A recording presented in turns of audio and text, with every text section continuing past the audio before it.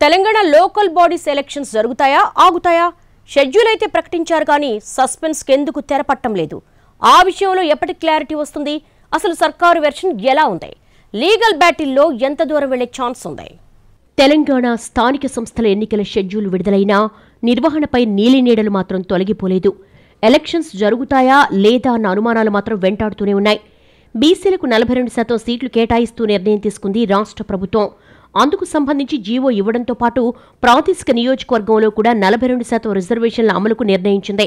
దానికి అనుగుణంగానే రాష్ట్ర ఎన్నికల కమిషన్ కూడా షెడ్యూల్ ప్రకటించింది. అంతవరకు అందరికీ క్లారిటీ ఉంది.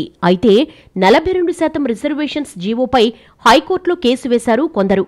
అక్కడే తేడా కొడుతోందట అందరికీ. కోర్టులో ఏం జరుగుతోంది, తీర్పు ఎలా ఉంటుంది అన్న సస్పెన్స్ కొనసాగుతోంది. ఎన్నికల షెడ్యూల్ ప్రకారం చూసుకున్నా అక్టోబర్ 8 తర్వాతనే నామినేషన్ల పర్వం మొదలవుతుంది. దీంతో కోర్టు ఎలాంటి తీర్పు ఇవ్వబోతోంది?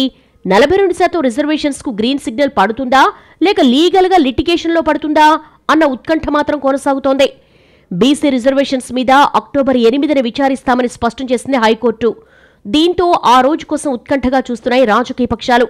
ఇప్పటికే పిటిషన్ను విచారించిన కోర్టు ప్రాథమికంగా కొన్ని అభ్యంతరాలు వ్యక్తం చేసింది. బీసీ రిజర్వేషన్ల పెంపుకు సంబంధించి రాష్ట్ర ప్రభుత్వం తీసుకొచ్చిన బిల్లులు రాష్ట్రపతి దగ్గర పెండింగ్లో ఉన్నాయి. దీనికి సంబంధించి సుప్రీంకోర్టు ఇచ్చిన 3 నెలల గడువు ఉంది కదా అనే పాయింట్ను కూడా మెన్షన్ చేసింది. దీంతో ఎన్నికల నిర్వహణకు సంబంధించి రకరకాల చర్చలు జరుగుతున్నాయి. రిజర్వేషన్ల అమలుపై ఒకవేళ కోర్టు అభ్యంతరం చెప్తే పరిస్థితి ఏంటి? ఎన్నికల నిర్వహణకు ఓకే చెప్పి విచారణను కొనసాగిస్తుందా? ఇలాంటి అనేక ప్రశ్నలు ఉత్పన్నమవుతున్నాయి.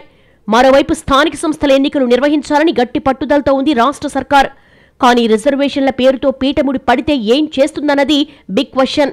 సుప్రీంకోర్టు ఇచ్చిన 3 నెలల గడువు తర్వాత 42% బీసీ రిజర్వేషన్లతోనే ఎన్నికలకు వెళ్లండని హైకోర్టు సూచిస్తుందా అన్న చర్చ సైతం ఉంది. అయితే ప్రభుత్వం మాత్రం కోర్టులో తమ వాదనను బలంగా వినిపించాలన్న ప్లాన్లో ఉంది. సుప్రీంకోర్టులో ఉన్న అంశంపై కూడా స్పష్టత ఇవ్వాలనుకుంటున్నారట. బీసీలకు 42% రిజర్వేషన్లు ఇవ్వాలని ఎందుకు నిర్ణయించామో సవివరంగా కోర్టు ముందు ఉంచాలనుకుంటున్నారట ప్రభుత్వ పెద్దలు. ఈ విషయంలో గట్టిగా లీగల్ ఫైట్ చేయాలని, అందుకోసం ఎంత దూరమైనా వెళ్లాలని ప్రభుత్వం భావిస్తున్నట్టుగా సమాచారం. ఇలా రకరకాల చర్చోపచర్చల నడుమ సస్పెన్స్ అంతకంతకు పెరుగుతోంది.